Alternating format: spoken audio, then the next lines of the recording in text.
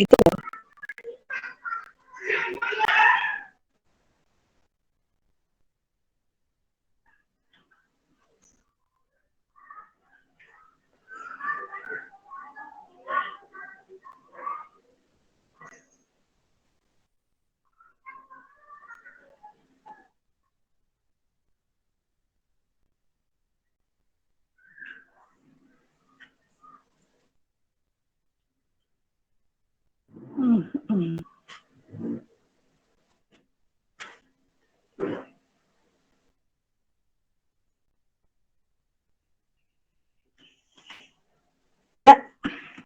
Silakan ya.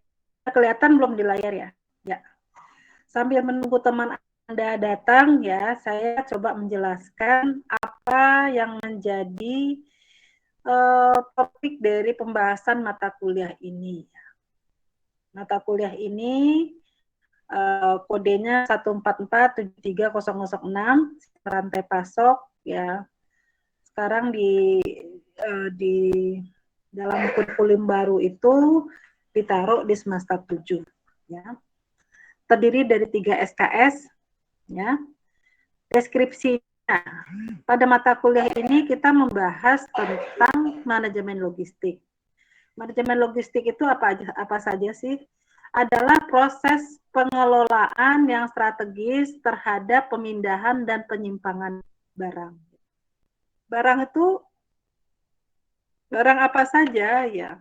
Bisa berupa bahan baku dasar atau raw material atau merupakan WIP. WIP itu apa sih? Ada nggak yang bisa menjelaskan WIP itu apa sih? Barang setengah jadi, Bu. Ya, work in process itu barang setengah jadi ya, bisa juga barang itu jadi sebuah produk. Selain material tadi, ada juga yang disimpan, yaitu apa? Ada suku cadang, ya. Kemudian apalagi? Barang jadi dari supplier. Apalagi? Di antara fasilitas perusahaan kepada pelanggan. Ya. Jadi sebenarnya ada 2 topik utama. Yang pertama adalah manajemen logistik, sedangkan yang kedua yang akan kita bahas adalah manajemen rantai pasok atau SCM. Ya. Bedanya apa? Kalau manajemen rantai pasok itu merupakan suatu pendekatan sistematis dengan melakukan koordinasi yang strategis antara fungsi-fungsi bisnis dalam perusahaan ya dan bisnis panjang jaringannya atau supply chain yang bertujuan untuk meningkatkan kinerja jangka panjang baik bagi perusahaan itu sendiri maupun seluruh jaringannya. Ya. Jadi kalau dalam supply chain ini ya kita tidak berbicara tentang perusahaan kita saja, tetapi kita juga berbicara tentang jaringan perusahaan. Sejak dari mana? Sejak dari logistik ya, sejak dari bahan baku sampai ke produk akhir ya. Ya. Capaiannya mampu merumuskan solusi untuk masalah rekayasa kompleks pada sistem terintegrasi dengan mempertimbangkan faktor-faktor ekonomi, kesehatan, keselamatan publik, kultural, sosial, dan lingkungan. Ya. Oke, kita lewat ya. Capaian itu kita lewati saja. Kemudian selama 1 semester ini ya, ada 9 materi yang akan kita bahas. Ya, seperti hari ini. Hari ini kita akan membahas tentang kerangka kerja dari manajemen persediaan. Kemudian kita juga membahas tentang pengembangan dan pertumbuhan secara pertumbuhan sistem logistik. Kemudian kita membahas tentang lingkungan logistik ya, yang mencakup apa saja. Yang pertama yang kita cakup adalah produk. Yang kedua adalah regulasi untuk transportasi dan terakhir adalah sistem penyimpanan. Kemudian ya, kita belajar tentang pengendalian barang yang kembalikan, ya, return good ya. Kemudian kita belajar tentang organisasi dalam sistem logistik ya. Nanti secara organisasi sistem logistik itu ada dua. Yang pertama adalah desentralisasi. Yang pertama desentralisasi, yang kedua sentralisasi. Setelah itu kita akan membahas tentang konsep dasar dari rantai pasok, kemudian perencanaan permintaan dan persediaan dalam rantai pasok, kemudian transportasi, jaringan dan teknologi informasi dalam rantai pasok, dan terakhir adalah koordinasi rantai pasok.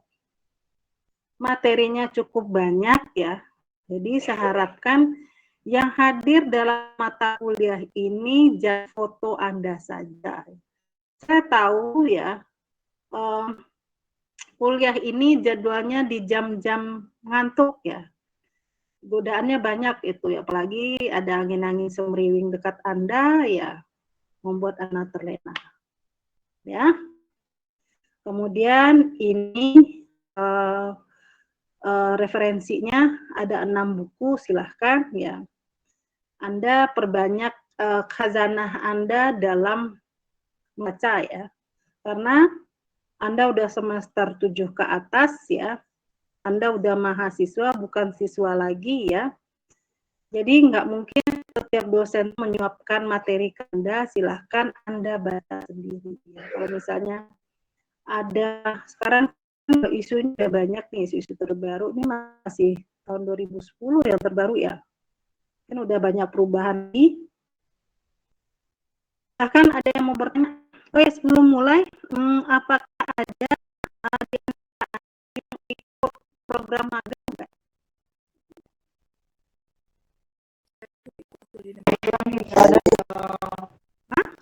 Saya, Bu. Independen, Bu.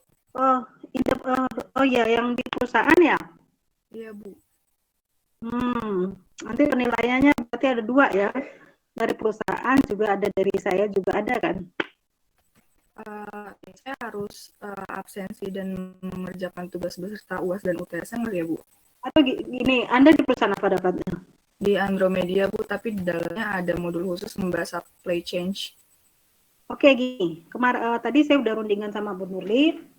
Oke, UTS sama UAS mungkin Anda nggak sama dengan teman Anda, tetapi nanti ada tugas besar yang akan saya berikan. Nanti kan Anda juga ada materi dari perusahaan kan ya? Iya, Bu.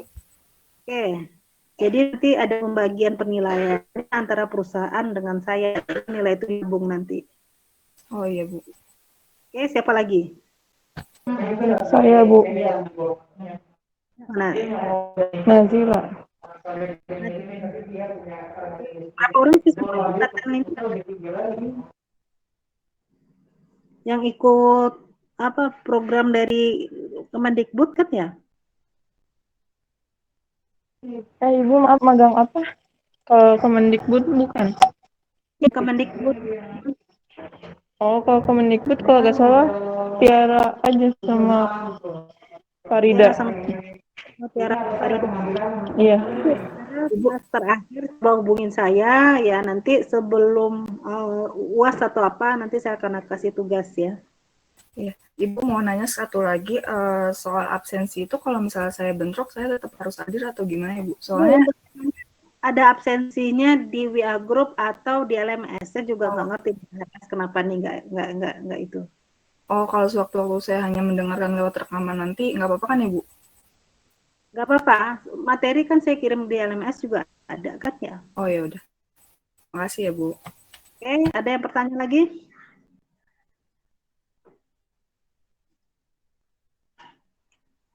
Halo, ada yang mau bertanya lagi sebelum kita mulai ke materi?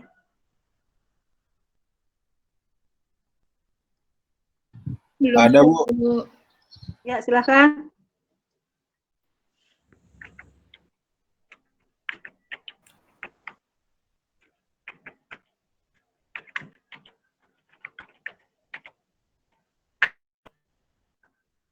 Halo. Ada tanya lagi nggak? Belum ada, Bu. Belum ada. Oke, sekarang kita mulai ya. Penilaian ya. Penilaian biasanya kita rundingan dulu ya, formulasi penilaiannya seperti apa. Nah, sekarang penilaian itu kan sebenarnya ada 3 ya, ada tugas, ada UTS dan UAS ya. Oke, tugas berapa persen? Biasanya tugas itu antara 5 sampai 40 ya. Kalau UTS itu sekitar 30 sampai 40, UAS sama 30 sampai 40. Gimana kalau kita 30, 30, 40? Maksud saya tugas itu 40, UTS dan UAS 30. Ya boleh, Bu. Ya, kayak biasa ya. Ya, Bu. Oke. Oke, sekarang kita masuk ke materi. Sebentar, saya matiin ini dulu ya.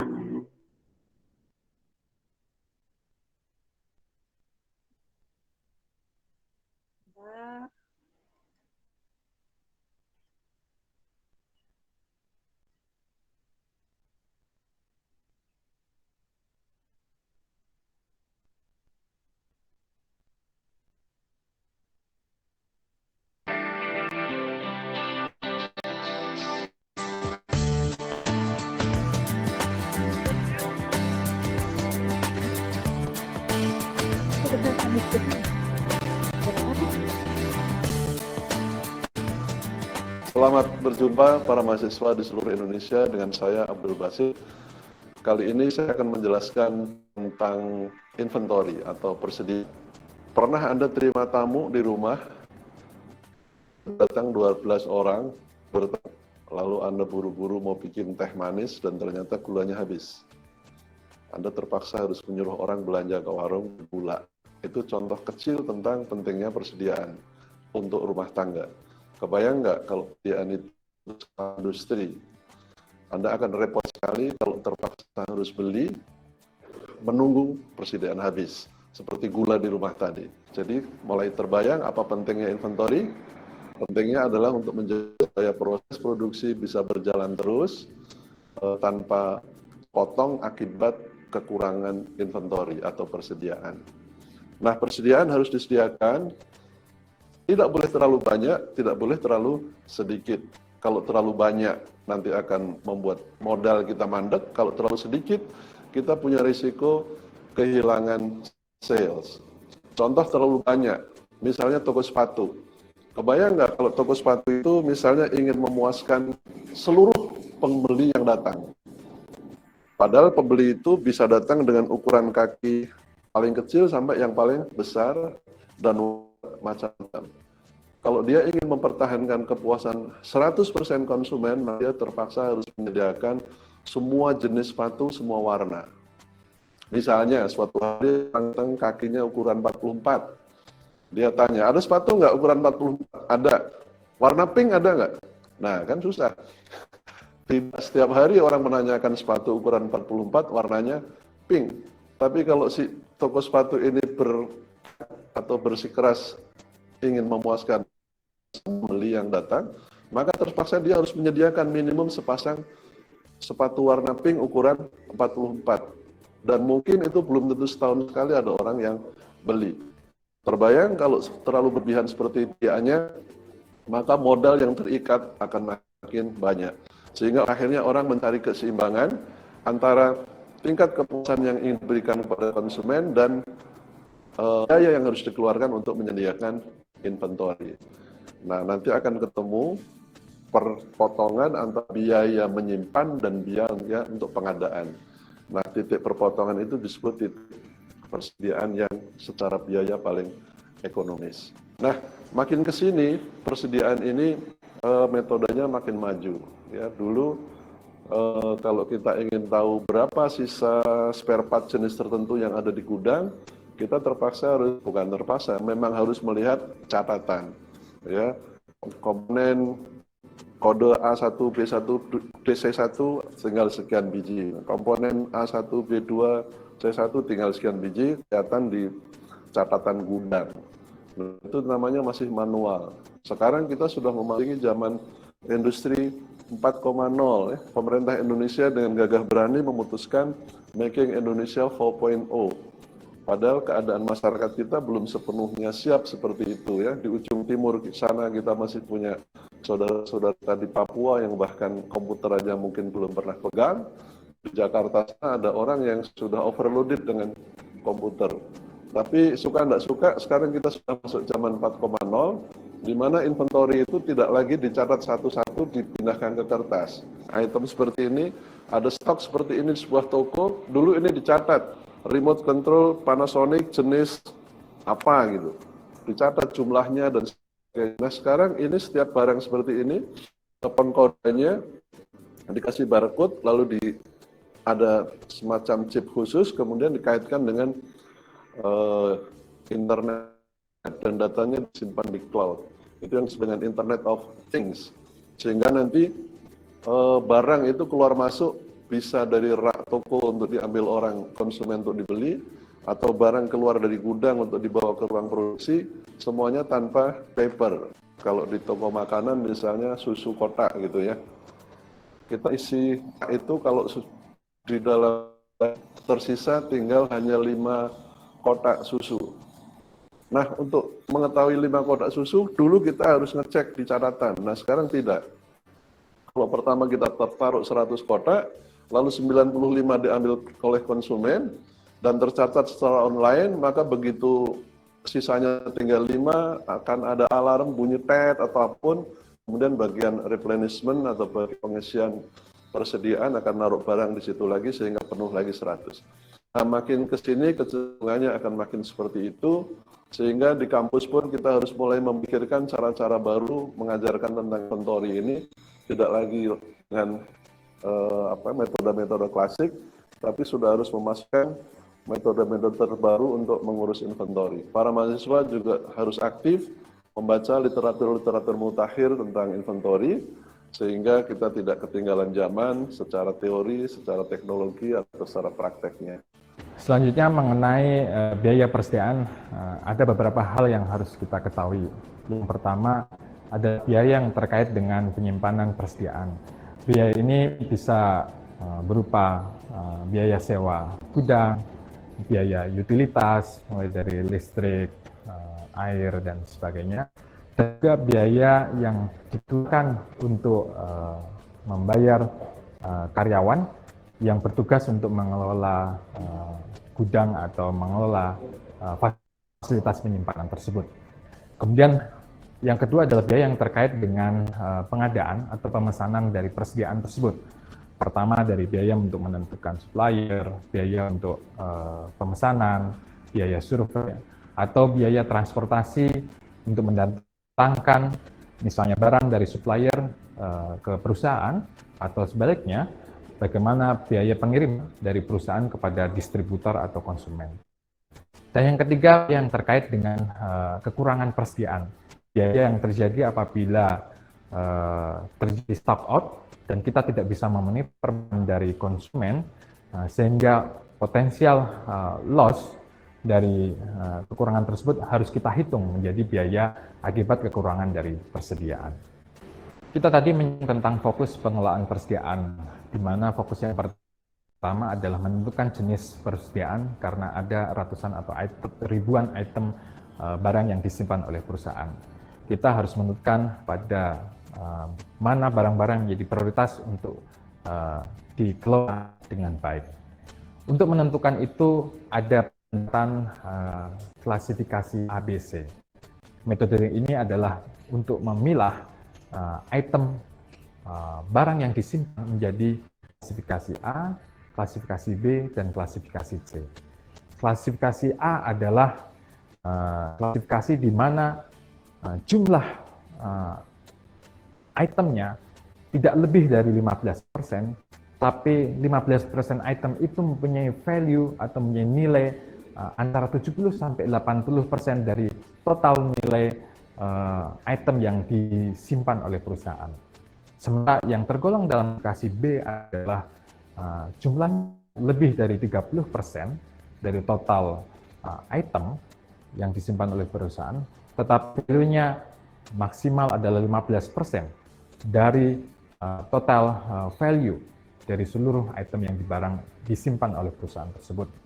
Sementara klasifikasi yang terakhir adalah klasifikasi C ini adalah dari jumlah item yang disimpan antara 50 sampai 10%, tetapi nilainya sangat kecil, yaitu antara 5 sampai 10% dari total nilai barang yang disimpan oleh perusahaan. Sehingga dengan demikian pengelolaan persediaan umumnya difokuskan pada item-item yang termasuk di dalam klasifikasi A. Untuk menentukan seberapa banyak jumlah barang yang dipesan dan kapan barang tersebut dipesan, ada beberapa pendekatan. Pertama adalah model Economic Order Quantity atau EOQ, yang kedua adalah Production Order Quantity atau POQ, dan yang ketiga adalah Quantity Discount Model. Kita akan fokus pada metode yang pertama, yaitu Basic Economic Order Quantity. Basic Economic Order Quantity Model ini memiliki beberapa asumsi yang penting.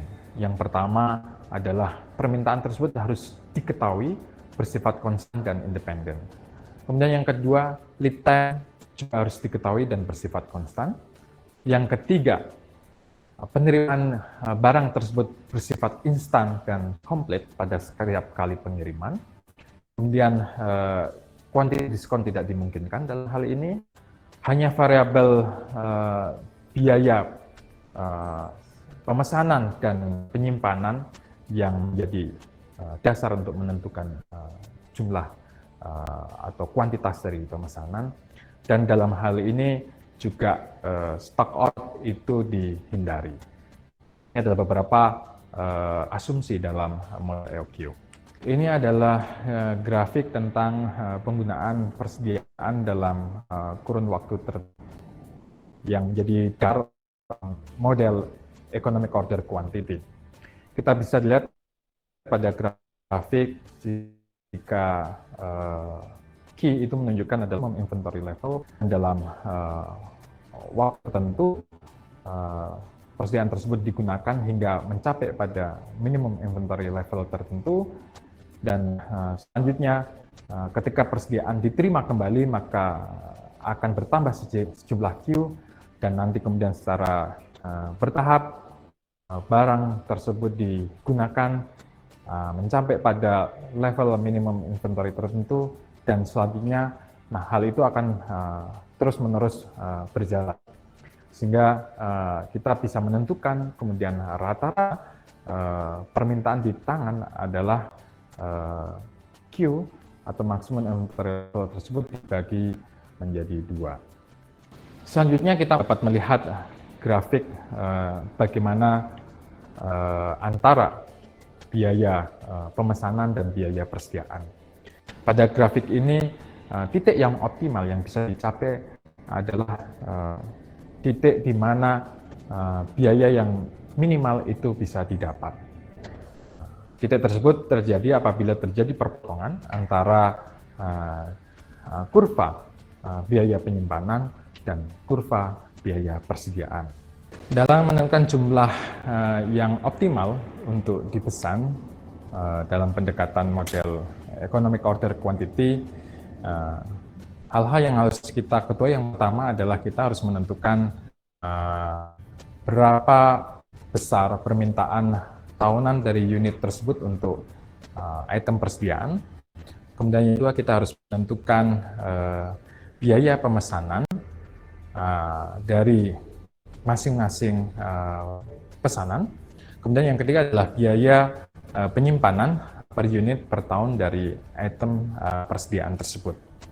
Biaya pemesanan tahunan bisa kita hitung dengan jumlah pesanan yang tahun dikalikan dengan biaya pemesanan setiap order tersebut dilakukan, atau kita bisa hitung dengan formula D dibagi Q dikalikan dengan S. Selanjutnya biaya penyimpanan juga harus kita hitung dengan mengetahui berapa level rata-rata dari persediaan dikalikan dengan biaya penyimpanan unit atau per item persediaan per tahunnya.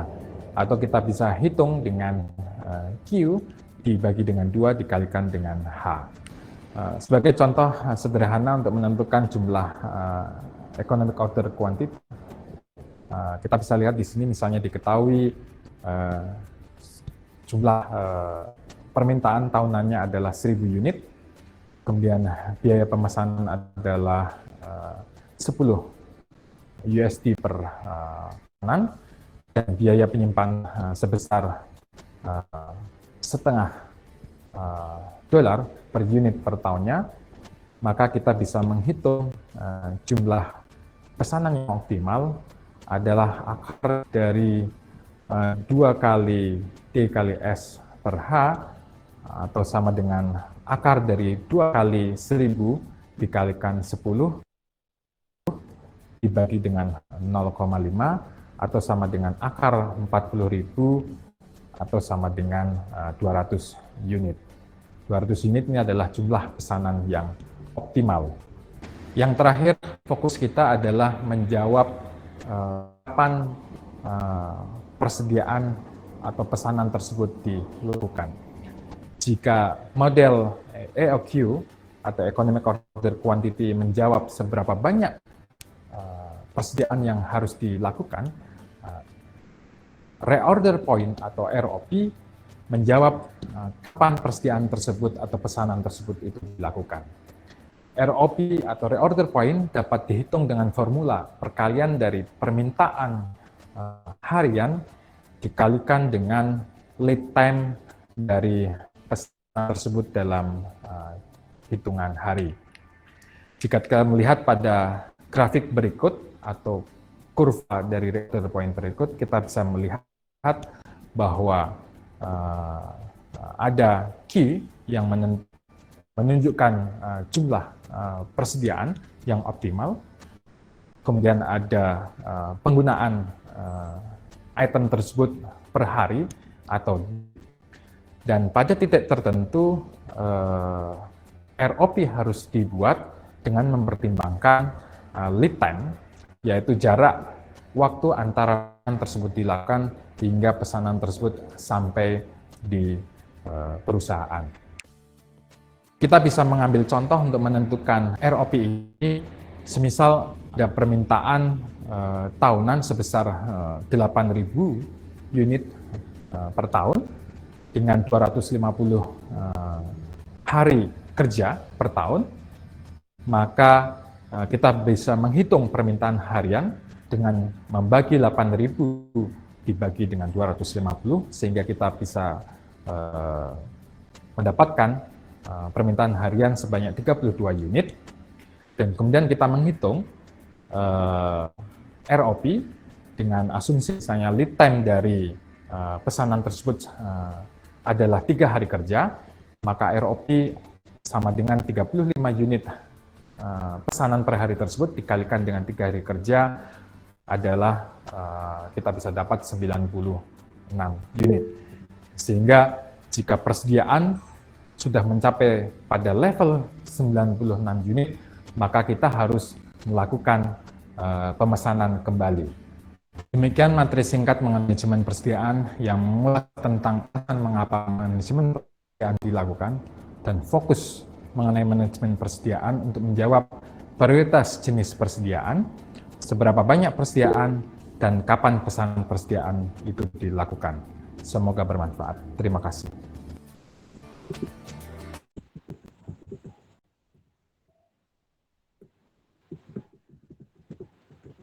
Halo.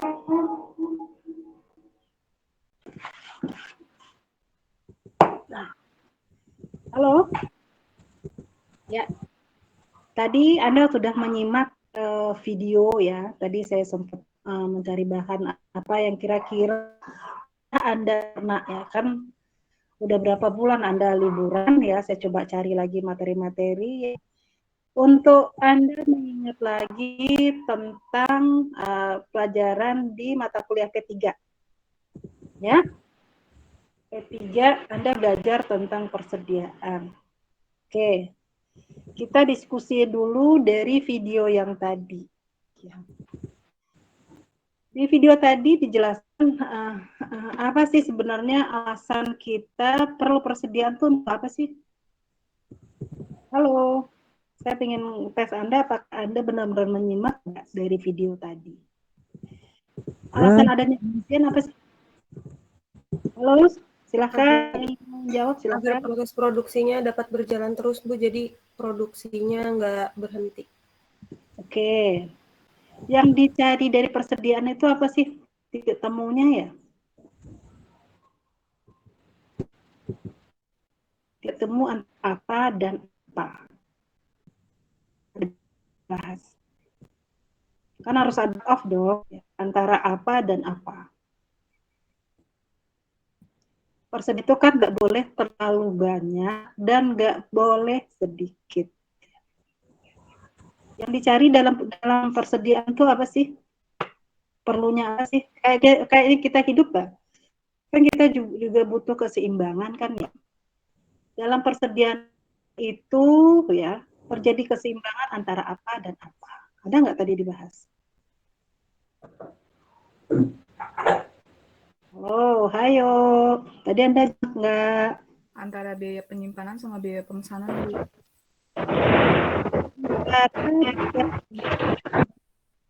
Pemesanan. Kemudian tadi juga ada disinggung antara titik puasan konsumen dengan biaya ya.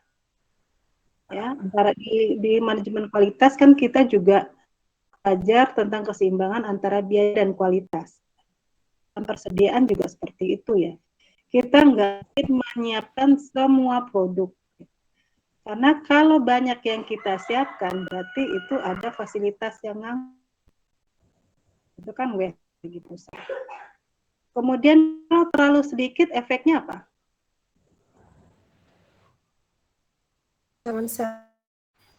Ya, kehilangan. Dalam marketing ya, untuk mencari customer itu gampang. Tapi untuk mencari pelanggan itu sulit. Antara customer sama pelanggan sama atau beda? Kalau customer dengan pelanggan.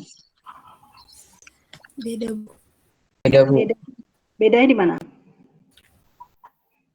Kalau pelanggan berarti dia udah pernah beli di kita dan udah mempercayai di kita untuk terus jadi yang di tempat yang di gitu, Bu. Karena udah percaya. Kalau customer dia baru beli pun udah jadi customer kita. Kan dekat pada dasarnya dari customer, berarti pernah menggunakan produk kita. Tapi kalau pelanggan berarti ada unsur repeat order ya, kesetiaan. Ya, jadi setia terhadap produk yang kita jual. Ya, beda antara pelanggan dengan customer. Kemudian tadi ya, yang pertama pembawa materi pertama itu ada nggak nasihat ya? Kalau misalnya dongeng itu kan ada itunya ya, pesan moral ya. Pesan moral dari pemateri pertama tadi buat Anda apa? Ada nggak? Ada nggak? Yang tadi, yang pertama. Anda sebagai mahasiswa, pesannya apa tadi? Ada nggak nasihatnya untuk Anda? Mungkin pesannya nggak sama. Saya juga akan memberikan pesan yang sama bagi Anda. Anda harus banyak baca. Sekarang, sejak ada pandemi ini, dunia berubah. Ya, berubah dengan cepat. Kalau dulu ya kebanyakan orang dagangnya masih face to face ya, atau dalam proses produksi masih face to face ya. Sekarang sejak pandemi ini kontak antar manusia, antar barang juga dibatasi ya. Jadi Anda juga diminta harus belajar tentang apa isu yang terjadi di luar. Ilmu itu luas ya, seperti supply chain ya. Nah, nanti kan rantai sistem rantai pasok ini ya. Jadi antara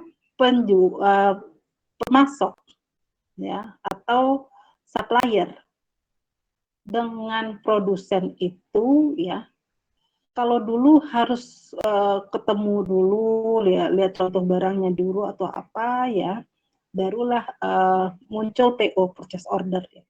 Tapi sekarang enggak. Yang dibutuhkan adalah unsur kepercayaan antara customer ya dengan supplier ya, segala macam ya. Karena kita kan nggak boleh juga ketemu langsung sekarang ya.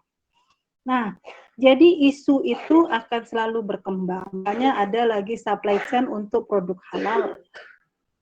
Sekarang kita menjual bukan hanya dipikirkan antar wilayah kita saja, tapi sekarang dunia itu semakin sempit ya. Batasannya bukan batas wilayah, daerah, tapi antar negara. Ya, nanti materi supply chain itu sangat luas ya, tentang produk halal, bisa juga dengan makanan beku ya. Ya. Cold storage ya, cold storage bagaimana ya. Jadi nanti banyak isu-isu baru dalam sistem rantai pasok. Apalagi pandemi seperti ini ya, banyak materi-materi baru yang mungkin di teori yang 6 buku yang tadi saya bacakan di di silabus tadi itu belum ketemu. Di silabus tadi itu mungkin lebih banyak teori ya. Tapi prakteknya bisa Anda baca sendiri ya, Anda bisa cari di Google ya, atau cari di YouTube. Di luar itu sebenarnya supply chain itu seperti apa sih? Ya, itu pesan moral yang harus Anda camkan. Anda bukan anak semester 1 atau semester 2. Kalau semester 1, semester 2 saya agak santai menghadapi Anda ya. Anda masih unyu-unyu lah ya.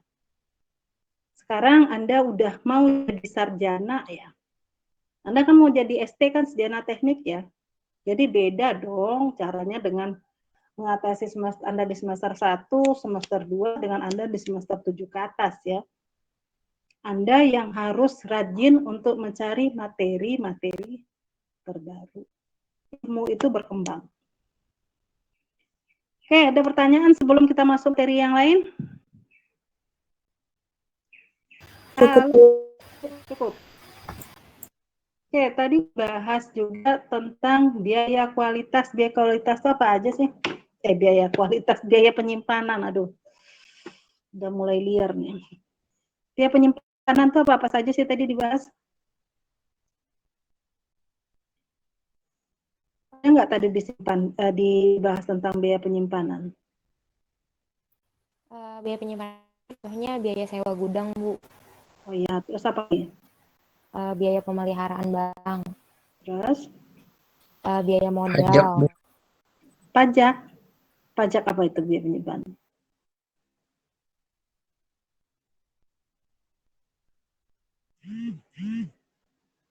Oke, sekarang tadi hanya pemanasan, sekarang kita mulai ke materi. Nah, sekarang tadi kita berbicara tentang persediaan. Persediaan itu secara teoritis adalah segala sesuatu yang disimpan ya, kemudian digunakan atau ditawarkan pada saat yang diperlukan. Ya. Itu salah satu definisi dari persediaan. Oke. Yang kedua, dari finansial ya, dari aspek keuangan ya. Persediaan itu apa sih ya? Persediaan itu adalah sumber dana yang menganggur yang dimiliki oleh perusahaan. Kenapa di sini dikatakan menganggur? Apakah dia nggak kerja ya? Kenapa di sini dibilang menganggur dananya? Halo. Kenapa persediaan itu dikatakan sumber dana yang menganggur?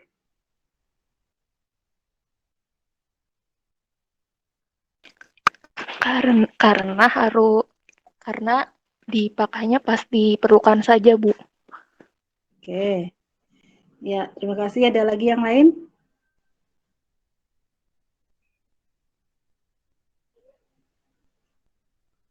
Oke. Kalau Anda ingat di laporan keuangan atau neraca, persediaan tuh di sisi kiri atau di sisi kanan?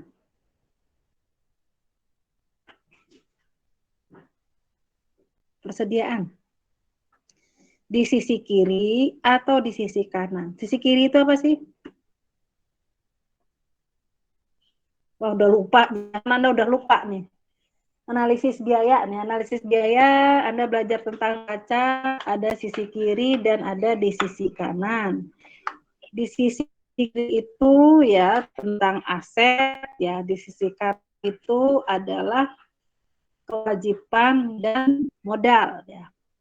Pertanyaan saya, kalau persediaan itu di sisi kiri atau di sisi kanan?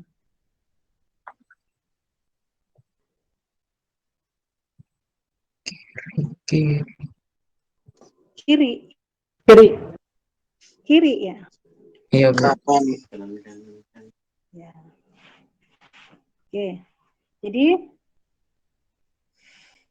kenapa dikatakan nganggur? Karena dia belum bisa menghasilkan uang kan ya. Masih dalam bentuk barang setengah jadi atau bahan baku atau produk yang belum berubah menjadi uang kan bagi perusahaan ya. Ya masih nganggur kan ya. Oke. Kemudian ada lagi yang mendefinisikan persediaan itu adalah aset yang memiliki tingkat kepentingan tinggi yang harus dimiliki perusahaan. Persediaan. Tadi sempat belajar juga tentang kenapa sih persediaan itu perlu ya. Tadi dicontohkan kalau misalnya di rumah ada tamu ya. Anda nggak punya gula, apa yang terjadi? Nah, di perusahaan juga seperti itu ya. Ya, di perusahaan misalnya perusahaan apa? Perusahaan apa tadi yang misalnya tadi sepatu ya. Tadi kan dicontohkan toko sepatu ya. Toko sepatu nggak mungkin semua produk yang dia simpan ya. Tetapi yang menjadi prioritas tadi yang mana? Ada tadi ABC sempat disinggung kan ya? Halo. Ya. Jadi yang dilihat adalah yang memiliki tingkat kepentingan yang tinggi. Oke, ada pertanyaan sampai di sini? Halo.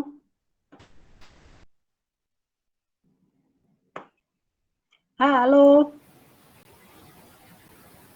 Kalau nggak ada kita lanjut ya.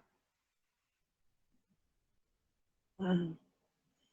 Sekarang kita belajar tentang sistem pengendalian persediaan. Ya.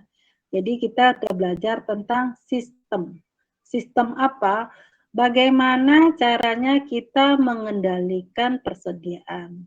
Idealnya persediaan itu jangan terlalu banyak atau jangan terlalu sedikit. Karena yang terlalu itu nggak bagus ya. Misalnya Anda buat kopi. Kopi yang enak itu yang seperti apa sih? Kopi. Yang suka ngopi.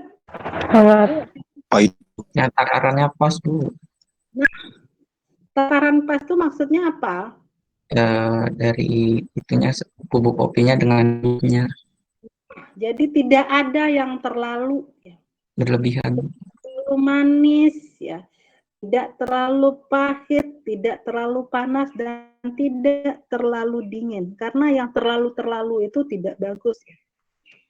Ya, jadi dalam mengendalikan juga seperti itu. Mengendalikan persediaan tidak boleh terlalu banyak dan tidak boleh juga terlalu sedikit. Ya, dalam sistem pengendalian persediaan merupakan serangkaian kebijakan pengendalian untuk apa? Ada beberapa hal yang ditentukan. Yang pertama adalah tingkat persediaan yang harus dijaga. Safety stock-nya berapa sih? Kita sekurang-kurangnya harus pegang berapa sih? Ini bisa Anda dalam kehidupan sehari-hari juga sih. Misalnya sistem pengendalian persediaan uang. Anda punya uang untuk jaga-jaga juga kan ya? Ya kan? Nggak mungkin juga di dompet Anda sampai habis baru Anda pergi ke ATM ya? Iya, Bu. Juga kan ya. Nah, dalam persediaan juga seperti itu. Ada tingkat persediaan yang harus dijaga atau safety stock ya. Berarti pakai sampai titik aman berapa ya, kemudian Anda harus pengisian kembali. Yang kedua apa? Kapan persediaan itu harus ditambah ya atau dilakukan? Waktunya kapan? Ya, tadi ada di bagian-bagian terakhir ya, dibahas tentang EOQ. Ada yang masih ingat nggak? Tadi kan dibahas sedikit ya tentang EOQ ya. Jadi karena ini masih tahap awal ya, perkuliahan awal ya, jadi masih mengingat-ingatkan Anda pada materi-materi sebelumnya. Jangan sampai gini loh. Namanya ilmu itu saling kait-mengkait, apalagi ini udah semester atas ya. Nanti ada hubungannya dengan P3 ya, ada hubungannya dengan biaya ya. Ya, karena ada lagi hubungan dengan kualitas, masalah transportasi dan segala macamnya. Oke, kemudian apa lagi? Kapan itu berarti waktunya? Yang terakhir adalah berapa besar pesanan yang harus diadakan atau kuantitinya berapa. Ya. Jadi ada 3 kebijakan yang kita ambil dalam sistem pengendalian persediaan. Yang pertama adalah tingkat persediaan yang harus dijaga, ya. Yang kedua, kapan pesanan untuk ditambah ya, waktunya kapan. Yang terakhir adalah berapa besar pesanan yang harus diadakan. Ya. Tujuannya apa? Untuk menentukan dan menjamin persediaan yang tepat dalam apa? Kuantitas dan waktu. Karena apa? Tidak boleh terlalu banyak dan tidak boleh terlalu sedikit dalam kuantitas. Kemudian waktu. Kenapa? Ya, kita di sini juga harus memperhitungkan lead time-nya kapan ya. Ya, ada waktu antara pemesanan dan pengiriman kan ya. Oke. Oke, ada pertanyaan sampai di sini?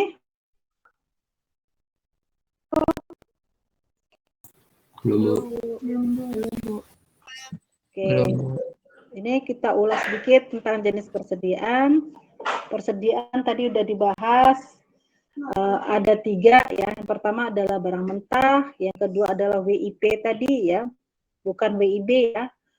Work in process yaitu barang setengah jadi, yang terakhir adalah persediaan barang jadi.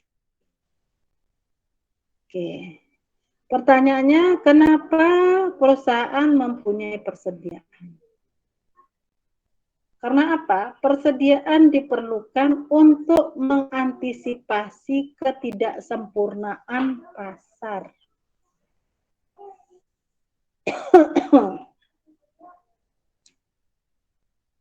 Maksudnya apa sih ini ya? Kenapa perusahaan mempunyai persediaan? Karena mengantisipasi ketidaksempurnaan pasar. Ya. Pandemi Corona itu mulainya dulu waktu Maret di Indonesia itu Maret 2020. Efeknya ada nggak yang Anda rasakan di perusahaan? Halo, ada nggak? Efeknya apa?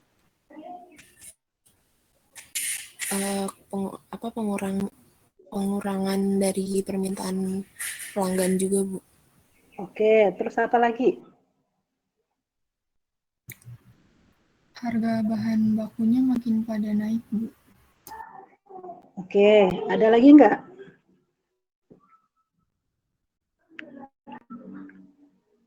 Ya. Oke, pertanyaan saya, perusahaan yang survive waktu keadaan ini, ya perusahaan yang mana? Yang medis, Bu. Yang medis, kemudian apa lagi? Commerce, Bu. Commerce, terus apa lagi?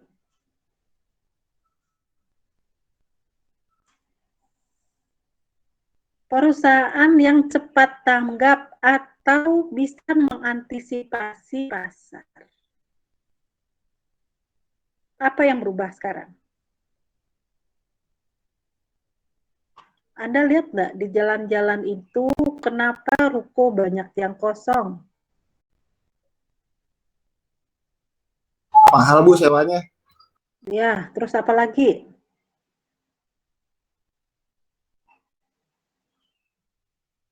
Ada perubahan?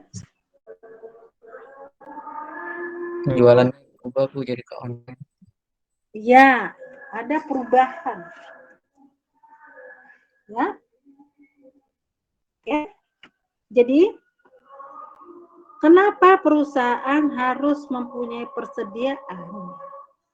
Persediaan itu diperlukan untuk mengantisipasi ketidaksempurnaan pasar. Sekarang tuh pasar sempurna atau enggak? Enggak, Bu. Enggak. Kenapa? Ada ketidakseimbangan antara supply dan demand. Ya kan? Pasar nggak sempurna kan sekarang. Ya? Tidak seimbangan antara persediaan dan permintaan. Nah, untuk itu diperlukan mengantisipasinya seperti apa? Misalnya Anda ingat pada awal-awal pandemi itu tahun 2020 sekitar Maret atau April. Ya. Perubahan apa yang terjadi di pasar?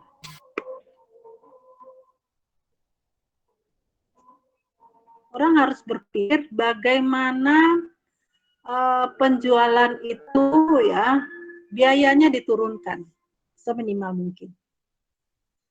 Kalau dulu orang perlu sewa toko, ya sekarang kan pemasaran sudah online ya. Ya. Jadi ada biaya-biaya yang perlu dikurangi untuk mengantisipasi ketidaksempurnaan pasar. Akibatnya apa?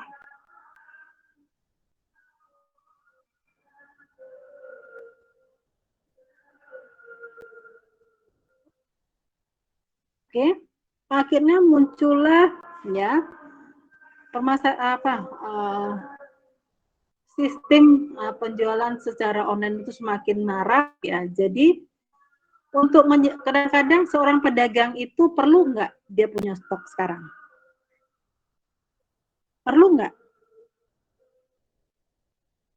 Halo? Hah? Perlu. Itu kalau zaman dulu iya. Zaman sekarang apa? Sekarang teknologi loh. Sekarang tadi dikatakan 4.0 ya, atau sekarang mungkin udah 5.0 ya. Yang terjadi sekarang apa? Ya? Kadang-kadang orang nggak perlu stok, tapi dia bisa menjual nggak? Bisa.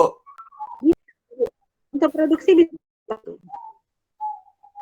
Bisa. Syaratnya apa? Dia harus tahu yang mana hulu, yang mana hilir. Maksudnya apa? Ya, jadi dia harus tahu hulunya dari mana, atau bahan bakunya itu dari mana, ya kan? Yang kedua yang dia tak harus kuasai, hilirnya kemana, atau penjualannya itu kemana, ya? Misalnya sekarang, ya, lagi booming itu kan perusahaan obat ya. Perusahaan obat tuh perlu nggak dia punya banyak gudang untuk mengantisipasi persediaan? Nggak perlu. Yang perlu dia adalah tempat sumber daya di daerah mana. Kemudian juga harus tahu ya produk yang mau dijual itu nanti di mana. Ya. Nah, makanya persediaan juga sekarang udah berubah.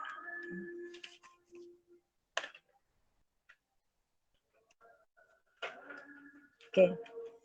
Ini masih paradigma lama, jika perusahaan membutuhkan bahan mentah untuk proses produksinya, bahan mentah akan datang pada saat itu juga. Ya, ini yang diharapkan perusahaan kan. Jadi dia nggak perlu menyediakan gudang lah namanya ya. Karena gudang itu kan merupakan biaya tambahan lagi bagi perusahaan. Nah, tetapi ya itu kan idealnya ya. Kapan dibutuhkan bahan mentah itu akan datang. Tetapi yang terjadi apakah diminta sekarang langsung datang sekarang? Belum tentu ya. Makanya di sini untuk mengantisipasi tersebut, maka perusahaan harus punya persediaan. Nah, ini menetapkan persediaan. Dalam menetapkan persediaan itu ya ada kesalahan. Berarti kita harus bisa tarik menarik. Kenapa? Kalau persediaan terlalu kecil, ya, hilangnya kesempatan ya, opportunity ya untuk menjual. Misal ada order besar nih, tapi di stok kita nggak ada. Akhirnya laba perusahaan juga akan semakin kecil. Akibatnya apa? Kalau sebaliknya, kalau kita persediaan terlalu besar. Jadi dikatakan bahwa persediaan itu adalah biaya menganggur atau aset yang menganggur ya, atau uang yang menganggur. Perusahaan sudah mengeluarkan biaya tapi belum menghasilkan apa-apa perusahaan. Kemudian ada juga persediaan itu yang mempunyai resiko. Resiko apa? Misalnya material-material obat, ya, bahan kimia untuk obat. Biasanya mereka butuh penanganan khusus untuk penyimpanan lah namanya. Itu kan biaya juga. Nah, kemudian bahan-bahan itu juga punya expired date ya atau batas kadaluarsa ya. Akibatnya terlalu banyak, biayanya juga akan semakin besar. Oke, sebelum kita lanjut ada pertanyaan?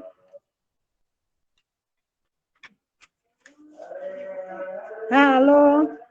Belum, Bu. Belum, Bu. Oke, kita lanjut ya.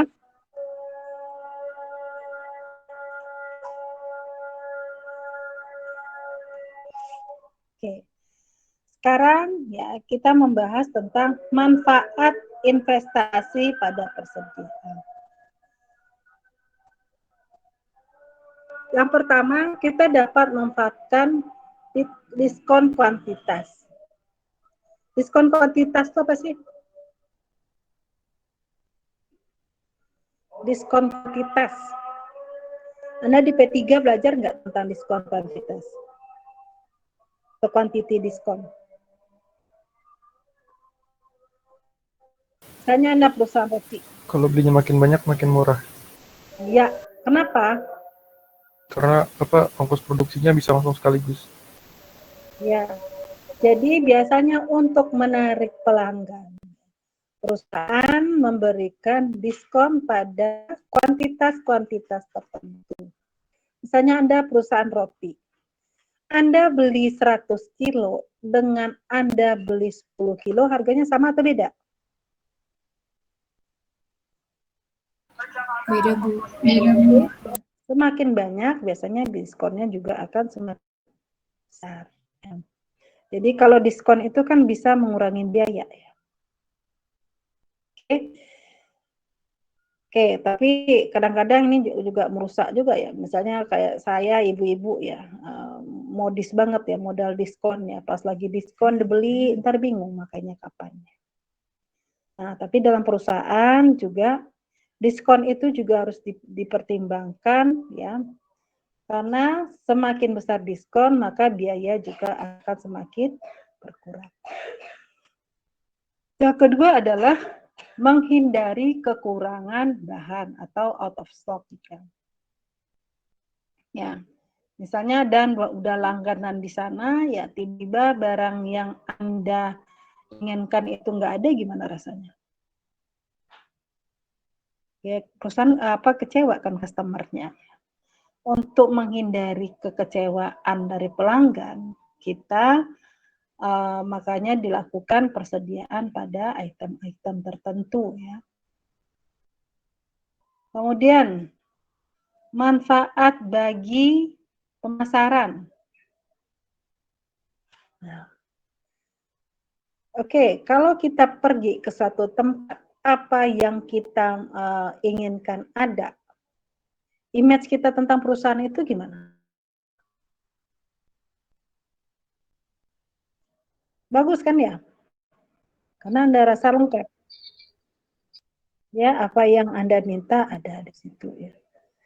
Oke, kalau akibatnya apa? Customer satisfaction kan. Pelanggan itu puas ya, maka perusahaan akan semakin untung.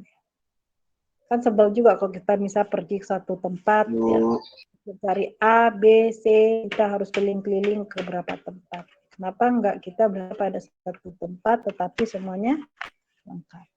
Ya. Itu manfaat bagi pemasaran. Oke, ada pertanyaan? Halo. Oke. Sekarang spekulasi. Nah, spekulasi itu maksudnya apa sih? Spekulasi. Perkiraan, Bu. Perkiraan. Spekulasi ya. Pertaruhan, Bu. Nah, kayak judi ya. Spekulasinya ya. Nah, persediaan. Biasanya ya, kita tuh kan punya siklus-siklus tertentu ya. Misalnya, waktu mau puasa, ada nggak spekulasi di sana? Ada, Bu. Apa itu? Kayak nyetok-nyetok bahan baku. Nah, itu stok kan, persediaan berarti kan ya. Ya, Bu. Perusahaan mengantisipasi adanya kenaikan harga. Makanya biasanya sebulan sebelum puasa, itu barang-barang udah hilang dari pasar. Karena perusahaan udah stok persediaan. Ya. Dan persediaan itu apa? Untuk mengantisipasi kenaikan harga.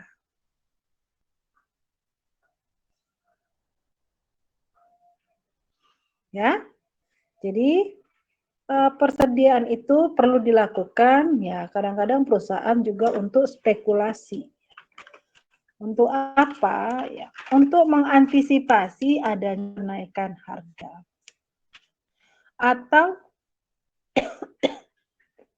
untuk mengantisipasi peningkatan permintaan.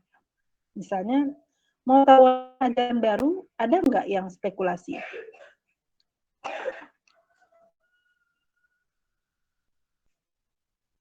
Atau mau tahun baru ya, ada spekulasi nggak?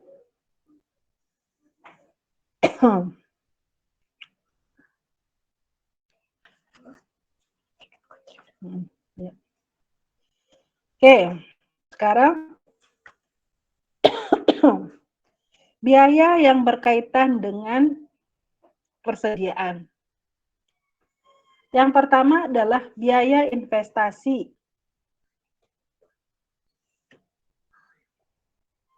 Ya. Investasi pada persediaan seperti investasi pada piutang atau bekerja. Nah, ini pertama adalah investasi. Yang kedua adalah biaya penyimpanan. Biaya penyimpanan itu apa? Biaya yang digunakan untuk menyimpan persediaan tadi, menyangkut pertama adalah biaya sewa gudang. Yang kedua asuransi. Asuransi itu gunanya untuk apa? Untuk menjamin keamanan dari barang yang kita simpan tersebut. Selanjutnya apa? Pajak. Ya, persediaan juga kena pajak. Yang terakhir adalah biaya kerusakan persediaan. Maksudnya apa itu biaya kerusakan persediaan? Kalau makanan bisa basi, Bu. Ya, terus apa lagi? Kerusakan persediaan. Makasih. Terus apa lagi? Kalau bahan kimia bisa rusak, ya, atau masa kadaluarsanya udah lewat, ya. Nah, itu biaya kerusakan persediaan. Ya. Kemudian biaya order atau biaya pemesanan adalah biaya untuk memperoleh persediaan. Perusahaan harus melakukan order persediaan. Biasanya menyangkut biaya administratif, ya. Misalnya Anda untuk memesan itu Anda butuh telepon nggak? Atau internet nggak? Untuk memesan PO. Untuk membuat PO ya, Anda butuh internet kan? Betul, Bu. Pulsa lah ya. Si pulsa Anda bisa menghubungi supplier ya. Kemudian biaya apa lagi? Biaya transportasi dan pengangkutan persediaan. Biasanya sih ada kesepakatan di awal antara perusahaan dengan supplier. Yang menanggung biaya sampai ke pabrik itu apakah supplier ataukah perusahaan. Kemudian bagaimana biaya pengangkutannya. Biasanya ada kesepakatan antara dua pihak. Oke, ada pertanyaan?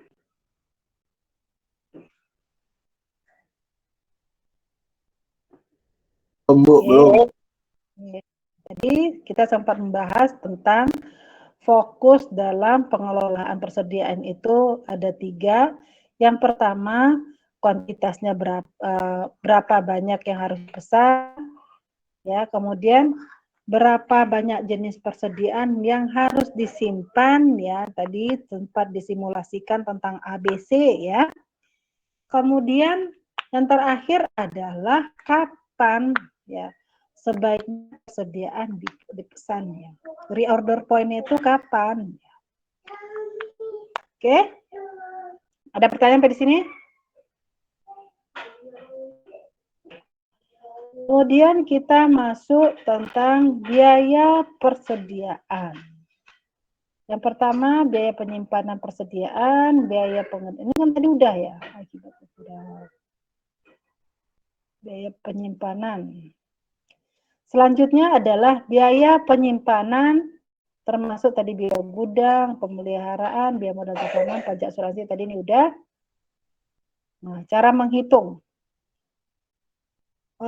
Besarnya biaya carrying cost dapat diperhitungkan dengan dua cara.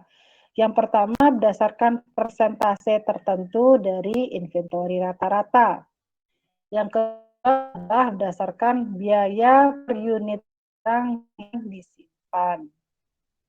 Ya, ini ada dua cara ya, nanti kita akan bahas ya tentang biaya penyimpanan. Kemudian tadi ada biaya pemesanan, tadi sudah kita bahas ya. Nah, oke, di video tadi ya sempat disinggung dalam beberapa metode dalam manajemen persediaan. Tadi dibahas tentang EOQ, metode EOQ. EOQ itu apa sih? EOQ itu apa sih? Economic order quantity.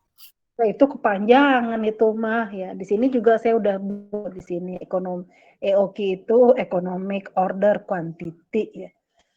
Maksudnya apa sih? Metode itu gimana sih? Metode EOQ itu apa? Metode apa? Inti dari metode ini apa?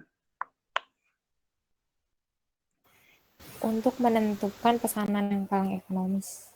Iya, kita harus bisa menentukan berapa pesanan yang ekonomis.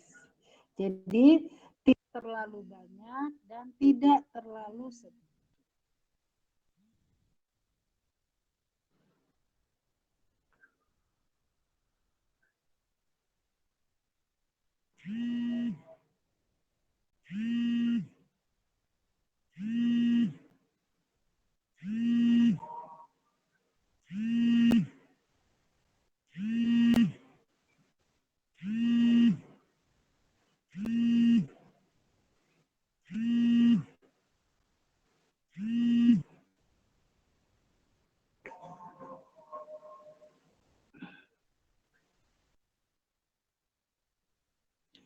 Oke, tadi juga ada sistem ABC itu apa sih?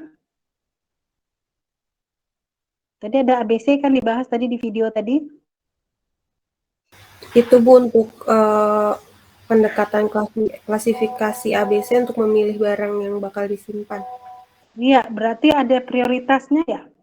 Iya. Yang jadi prioritas dari ABC itu yang mana? Yang A, yang umum digunakan. Ya. Yang A yang umum digunakan atau yang punya nilai yang tinggi? Iya, karena dia punya value yang tinggi, jadi dia yang biasa digunakan. Oke, berarti yang A ya. Nanti kalau Anda mau mempelajari lagi, silakan. Materi sudah saya kirimkan ke LMS ya. Silakan Anda pelajari lagi ya. Kalau Anda rasa kurang dari materi A saya, silakan Anda cari-cari lagi ya. Anda berhak kok. Saya membebaskan mahasiswa untuk memilih materi ya, tapi dari sumber yang bisa dipertanggungjawabkan ya lo ya. Oke, silakan kalau ada yang mau bertanya.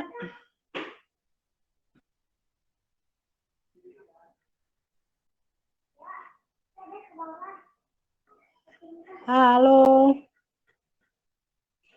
Dari saya cukup, Bu. Ya, tadi membahas tentang EOQ. EOQ itu adalah kuantitas pesanan yang ekonomis, yaitu kita suatu metode untuk menentukan berapa jumlah pesanan yang paling ekonomis untuk satu kali pesan. Kita mau tahu tuh satu kali pesan itu berapa sih yang ekonomis ya. Berarti yang biayanya yang paling mudah. Ingat, prinsip dari ekonomi itu adalah bagaimana kita menggunakan sumber daya yang sedikit mungkin untuk menghasilkan laba yang sebesar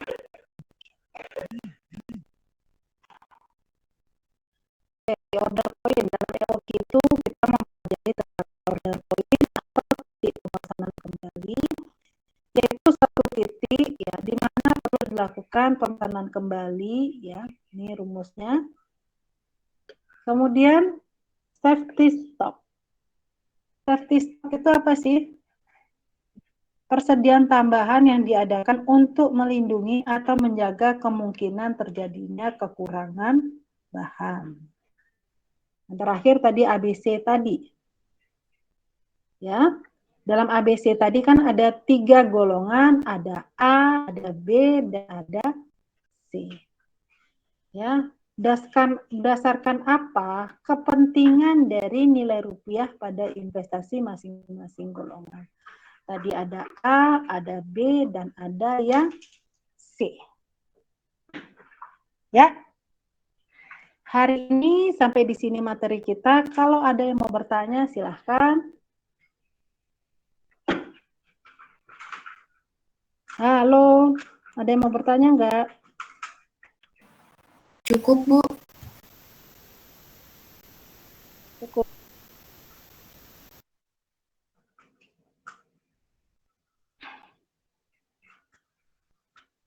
Kalau cukup, sebentar.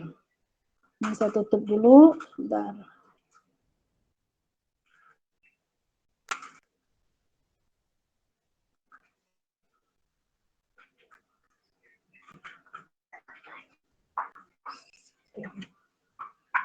Oke, kita itu dulu ya. Dokumentasi dulu ya.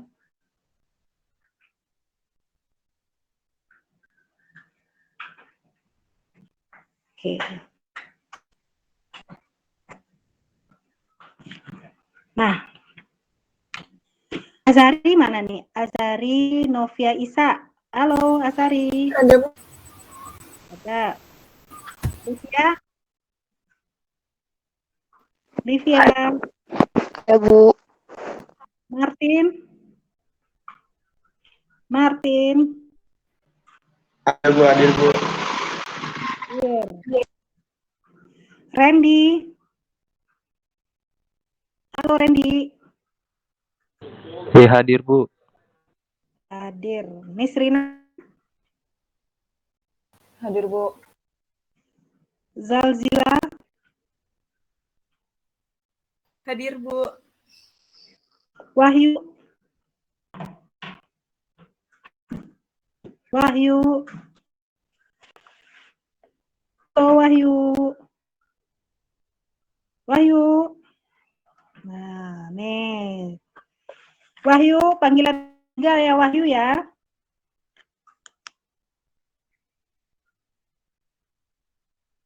Novita Sari.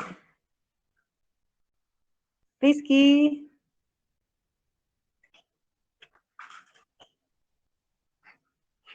Rizky Novita Sari.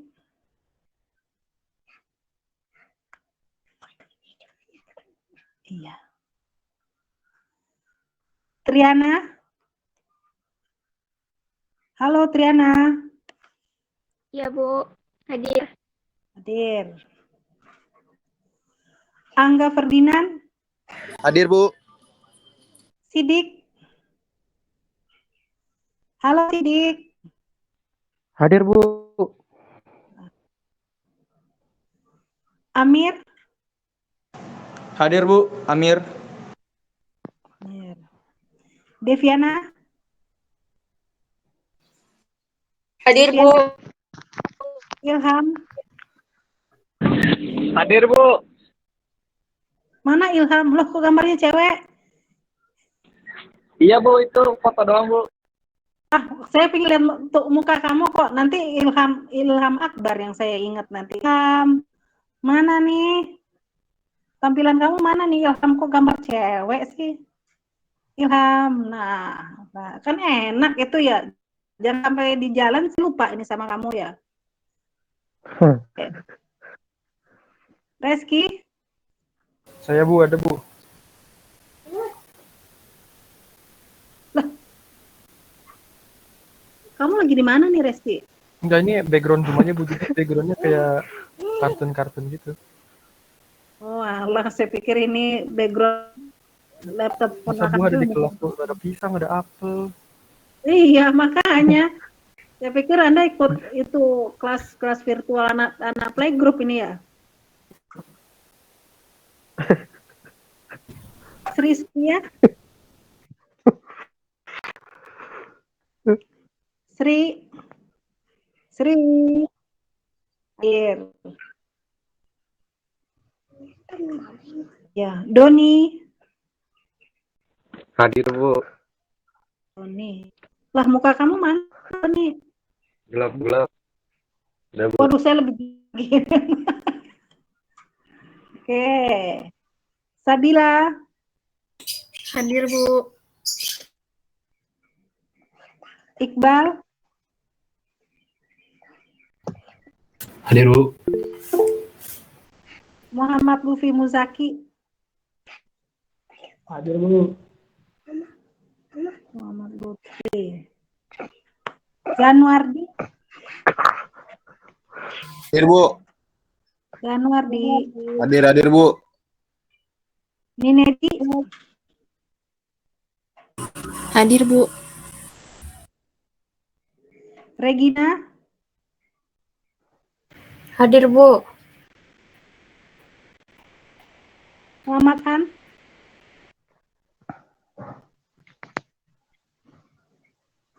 Muhammad Farhan.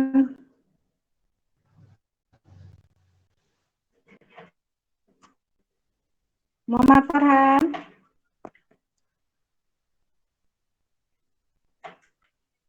Safira.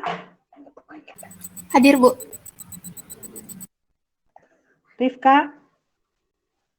Hadir, Bu. Alfi.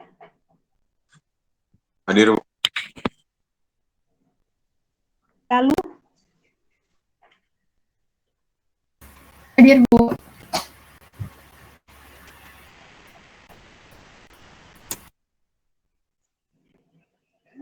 Restu.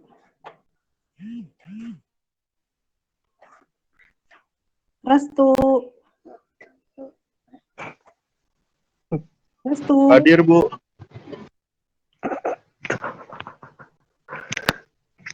Daniel. Daniel. Saya, Ibu. Dah. Selamat Ya, Bu. sore ya. Sampai jumpa pada pertemuan berikutnya. Belum dipanggil. Ibu, saya belum panggil. Saya belum dipanggil. Saya belum dipanggil. Kamu satu persatu ya. Namanya juga acak ya. Yang kira-kira Belum panggil. Oh, ya, Bu, ya, Bu, ya, Bu. acak ya. Wah, kalau ketahuan siapa dipanggil nanti ketahuan nih. Wah, ini nih saya nih absen nomor sekian ya. Duh, udah semester 7 ke atas kok masih kayak gini ya. Untuk ngagetin aja saya mastiin hadir enggak ya. Jangan sampai foto doang ya. Semester ini saya harus berubah ya. Saya nggak mau kayak semester lalu ya. Yang foto Anda hadir ternyata yang hadir hanya fotonya saja ya. Oke? Masih ada yang mau bertanya? Oke, tugas Anda ya. Tugas Anda untuk pertemuan ini, Anda membuat rangkuman dari materi yang ada di LMS tentang manajemen pribadi yang dari dari YouTube ya. Kan tadi ada 2 materi, yang pertama PDF ya, yang kedua adalah YouTube ya. Anda buat rangkuman dari materi yang di YouTube. Deadline-nya hari ini jam 12 malam, Anda kirim ke email saya. Ya. Oke. Tadi ada beberapa orang yang ketangkap sama saya nggak kali manggil nggak ada, berarti saya anggap ada absen ya. Oke, bertanya lagi? Saya tunggu tugas Anda jam 12 malam, terakhir jam 12 malam ini, tapi tulisan tangan loh ya. Rangkuman, Anda buat tulisan tangan, kemudian Anda upload ke email saya. Oke, ada pertanyaan? Cukup, Bu. Cukup, Bu. Oke, terima kasih. Sampai jumpa pada pertemuan berikutnya. Oke, jangan lupa Anda tetap menjaga kesehatan Anda, jaga jarak, jaga protokol ya. Terima kasih. Waalaikumsalam ya. Sampai jumpa pada pertemuan berikutnya. Terima kasih. Ya silahkan kalau yang mau keluar ya silahkan. Terima kasih Bu. Ya, Terima kasih Bu. Terima kasih, Bu. Assalamualaikum.